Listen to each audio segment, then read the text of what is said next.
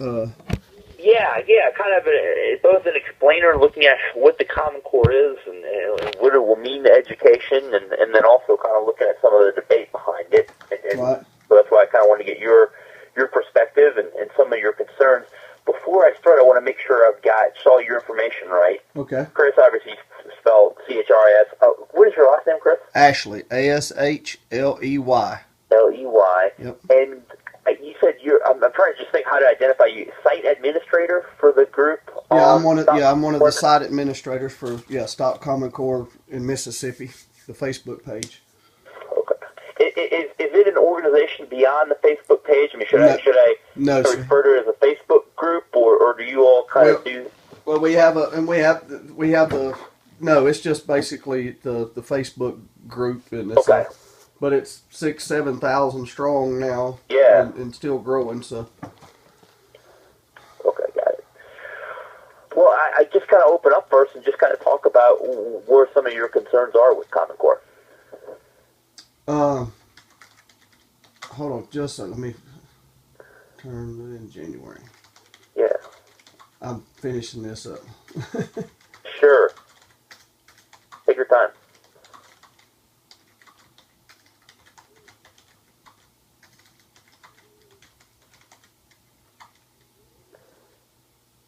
All right, sent. All right. Oh, and where are you based, Chris? I'm in Gulfport. I'm in Gulfport, Mississippi. I'm a pastor in Gulfport, Mississippi, actually. Okay, which I heard when you answered, but I didn't catch it. What is the name of the church? Calvin Road Baptist Church. Calvin Road. Calvin, C-O-W-A-N. C-O-W-A-N Road Baptist Church. Okay. Yeah. All right. Well, yeah. Just tell me your thoughts, I guess, and kind of why, what it was that kind of prompted you to start, to get involved with this Facebook group, and kind of where your thoughts are about the Common Core and your concerns. Well, I guess what started me as I started hearing about it, it was towards the end of the school year last year, February, March, somewhere around there, and I started hearing about it and started looking into it, and then started really then paying more attention to my child's homework. Gulfport school districts down here, the city school districts, was one of the pilot districts for and that Excellence for All program. Right. Yeah. And so Gulfport doing that. Sure. And so you've got a child in what grade in Gulfport? He's in the 5th grade. Okay. And so that's when I really started paying attention to it, and there was, I guess, according to our superintendent here, there were meetings about it that hundreds and hundreds of parents came to before they implemented it. I can't find but maybe 3 of those parents, that went to it. But and so we were kind of like everybody. So until I started really gathering some steam with it, if you will, as far as seeing what it was about. I mean, I have all kind of things that it's about. It's bad for parents because we have less of a say in our child's education. How so? Well, you hear, and I'm sure you've heard the talking points time and time again. It's not curriculum; it's just standards. It's standards. It's standards. It's standards. Well, what you have to understand is, first of all, those standards are copyrighted. Those standards can't just be willy-nilly changed at the local level. They are what they are, and once we take them, they're there. Mm-hmm. And so if it's bad, there's nothing that we can really do about it to a great extent. Mm-hmm. Teachers will ultimately, right now, they're finding freedom in it. They're finding freedom in it because for different reasons, but ultimately they'll have little control under their classroom. They'll be forced to comply with these standards that are decided actually ultimately at a federal level, and it'll leave little room for teachers to interact with their kids the way they want. It's going to have a huge price. I'm just giving you like the top 10 reasons here. Sure. It's going to be expensive for taxpayers. It's a one-size-fit-all for education, and our kids are not one-size-fit-all. It violates privacy. You hear all the time, whether there's no data mining in the standards. There's no data mining in the standards, and that is correct. There is no data mining in standards, but each state, through Race to the Top, through an executive summary, establishes that each state is required to have a database. Now, why do you have a database? Why does each state have to have a database? Obviously, to collect data. And there's over 400 points of data of info that can be collected. And that intrudes on family privacy. There's some of the questions in that is, did your parents vote? Are your parents divorced? If they are divorced, which one would you prefer to live with? Wow. And that's just, and that's just some of the questions. And I'm sure you're familiar with the FERPA law, the Federal Education Right to Privacy Act. It was altered in 2012. And in that alteration, it gives schools and school districts the authority to share children's data without parents' consent or knowledge if they feel, quote unquote, it is for the betterment of the child or education. I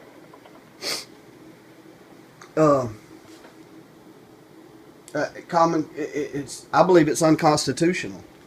I believe that it is an overreach of federal government, and it is leading, although it may not be in the very early stages, but it is a very big step into a federal takeover of education. Since education is not specifically listed in the Constitution, the authority over education should be left up to the states and the people. And that allows localities from New York City to rural Alabama to design unique curriculums that are best for their students and not that one-size-fits-all. I really believe that the ultimate goal of Common Core is to have every school district follow the same national standards. And it is ultimately a failed education approach that will undermine educational quality and choice. A failed educational approach that will undermine, would you say, education and choice? Yes.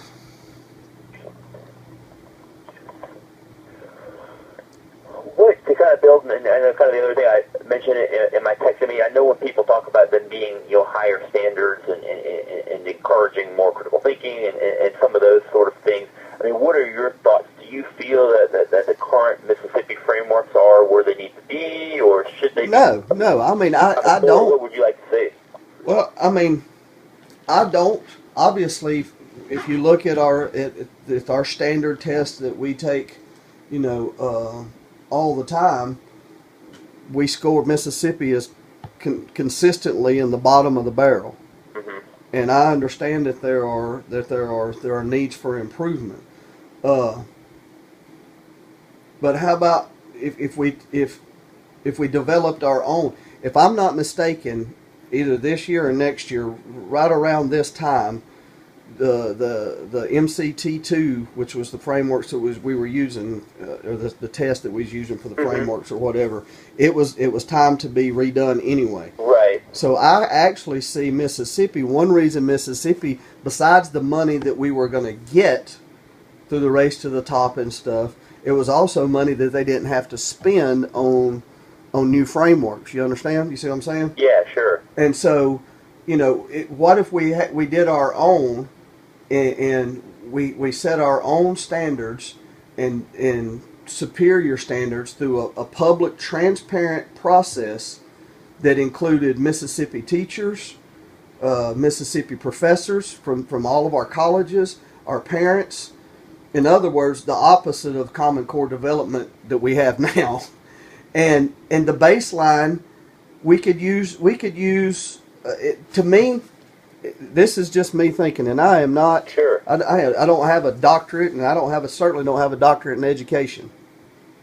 But to me, what I would have done is I would have looked around and I would have said, okay, let's consider other sets of standards.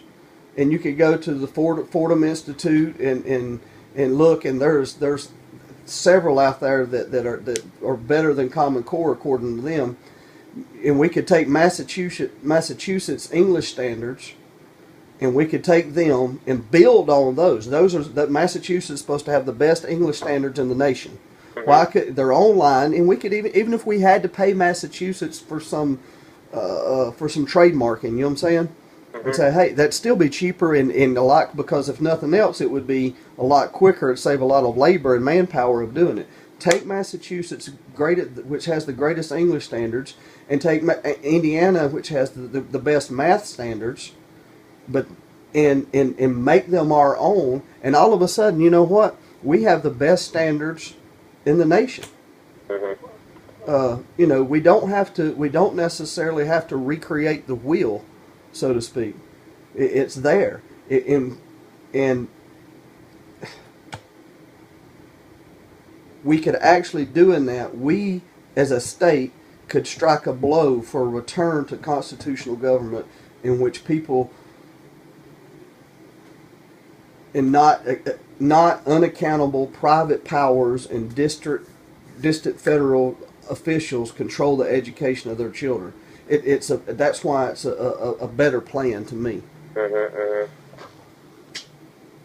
other words, in some ways, I guess in some ways it would be similar in that you're borrowing the ideas from other states, but what you were saying is the key would be the process, that it would be you taking those, but by having it I don't know if I don't know if I know any person that is against Common Core. I do not know anybody that says, "Hey, we like our standards just the way." Unless you're in somewhere like Massachusetts where you got great standards, you know. Yeah. Or you know, those folks are really upset because they've went to great standards to subpar standards. Everyone that I am friends with and affiliated with and talk to, we're okay with the fact that, hey, let's do something better. And we're even okay, I'm even okay of having, you know, if Mississippi wanted to do, let's just take, for example, Mississippi took Massachusetts and Indiana's standards and they set their standards. And then if Arkansas said, you know what, that's a great idea, we want to borrow your standard, and then if we all end up there, I think that's a great idea. Okay, so you don't have a problem with people having similar standards. It's more that the process of how they were developed. Exactly. And what they actually are. They're, you know, I you know what? I'm one of those people. If I hear the word rigor one more time, I think I might vomit. I'm so sick of hearing it, and I guess the reason is because they hide behind that word that in you know, if you look up rigor in the dictionary, there's several definitions of it, and it talks about strictness, in temperament or action judgment, but it also means a harsh or trying circumstance, and I think that's kind of where they're trying to go with it. But there's also that same word holds a definition of a harsh or cruel act. And in physiology, it means a state of rigidity, and so that doesn't necessarily, you know, rigor doesn't necessarily mean better. It just means that they're meaning it's tougher, but that's not necessarily what it is. In some cases, it is. The problem is this. And what you're seeing right now, and what we're seeing in our state and in our nation, is the lower grades. It is really tough on the kids. Kids in the first and second grade and their math problems, there is so much reading in it. They're just learning to read well, you know. And then now they're trying to do in their math classes. They have all of these worded questions where they, you know, they're like, they can't get past the reading of it to even get to the math problems.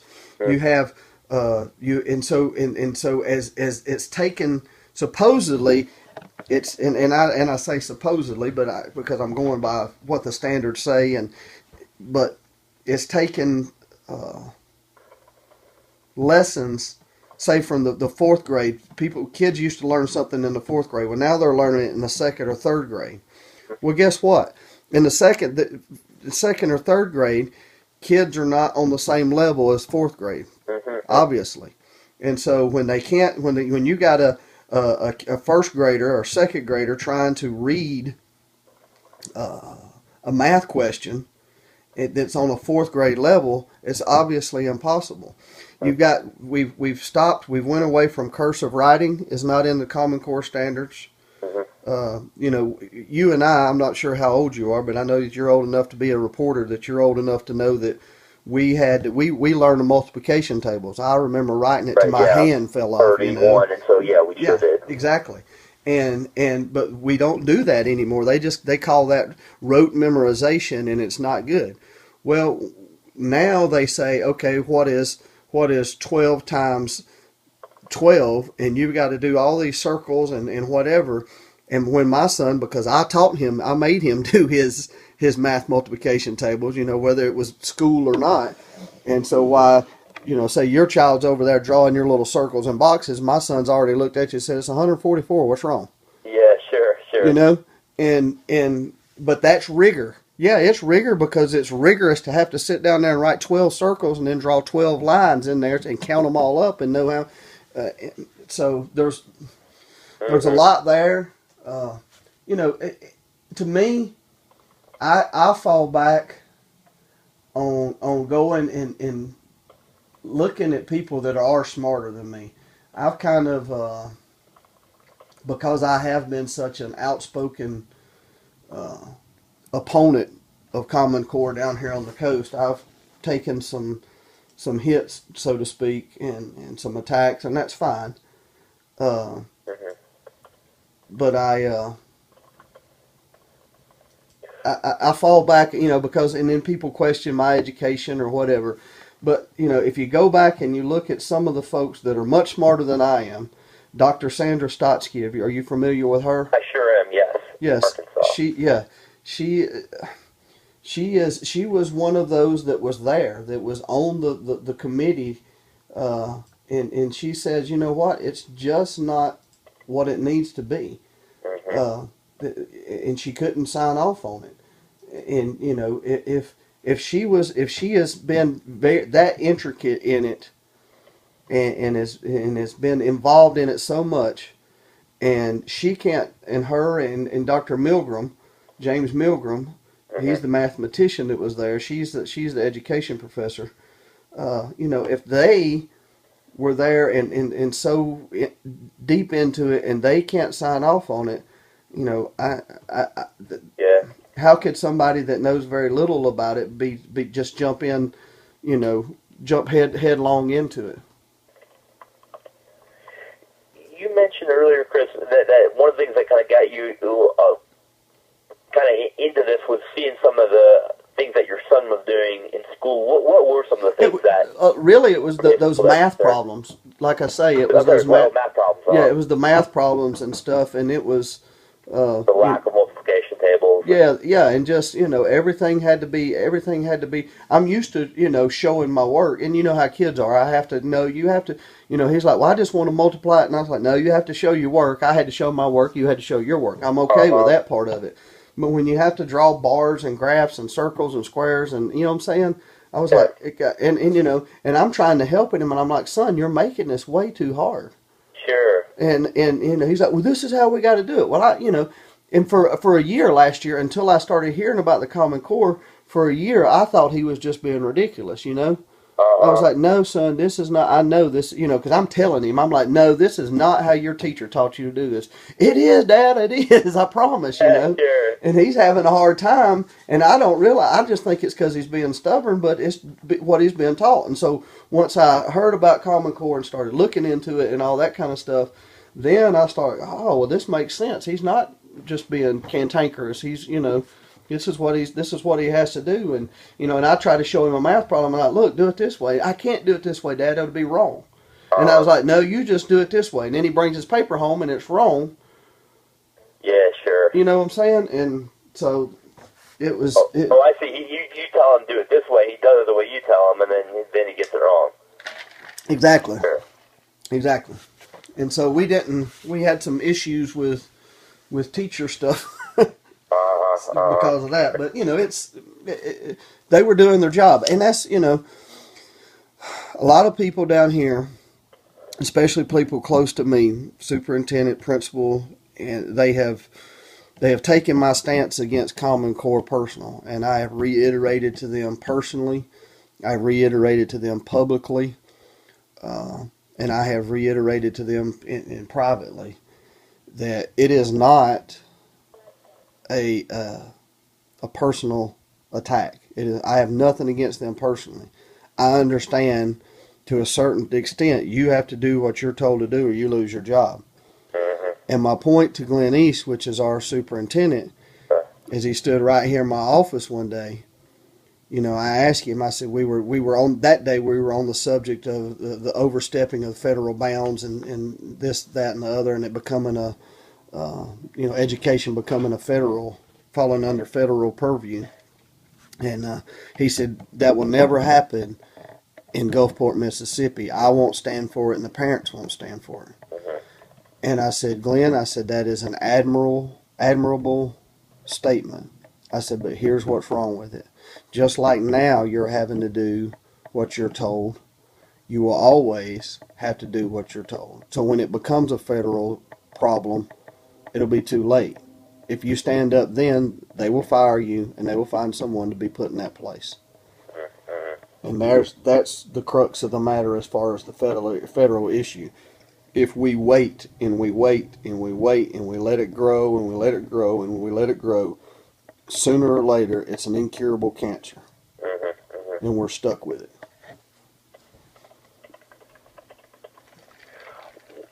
Another thing that's somewhat connected is the park consortium and the new test that Mississippi would be taking as part of it. Do you have thoughts or a strong opinion on that? Well, the park test is every day. If you pick up a paper, or I say every day, every week or every month, you pick up a paper or read an article, you'll see that there's more and more states that are dropping out of that. Right.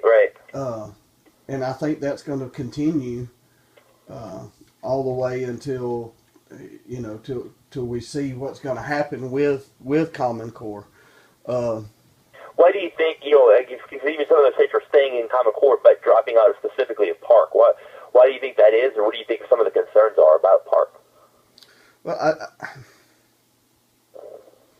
I would say probably the thing that most, it depends, and it's going to depend, it's going to change from different, from state to state and the different people that have a problem with it. Some have a problem with the fact that they don't believe that the kids are going to be ready for that. They don't believe that they're going to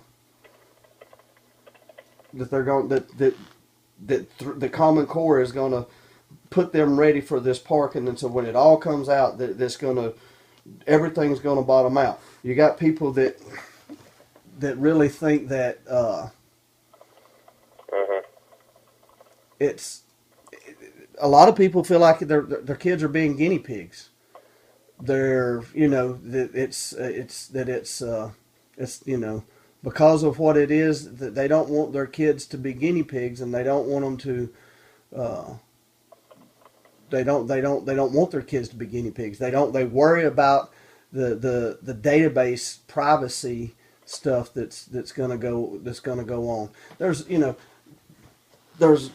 We all live and do our work in the cloud now, Right. And a lot of there's some stuff that's out now that I've seen in the last couple of weeks, about privacy and the cloud and stuff like that.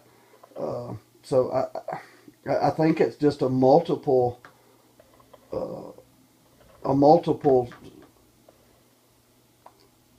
It's a conglomerate of things where they see people. I really think the reason people are stepping away from that That is one of the easiest first steps of backing away from Common Core.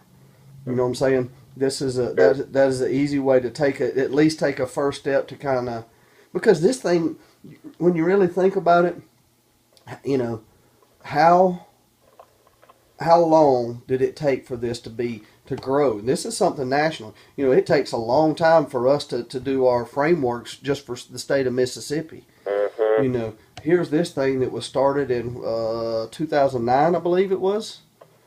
Yeah, they released them in 2009. Okay. So from 2009, by 2010, boom, in Gulfport, we're doing it. Mm-hmm. You know, there's not been any. There's you know, they say that this is national. It's going to put us nationally where we need to be, and there is no evidence of that. Mm-hmm.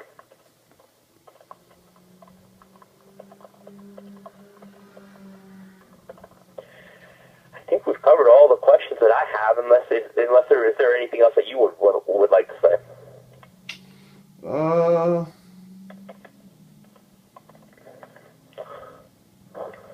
No, I don't think so.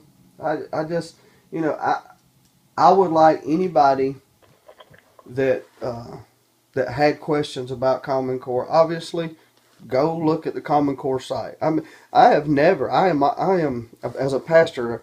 I'm one of those. I'm kind of a Berean.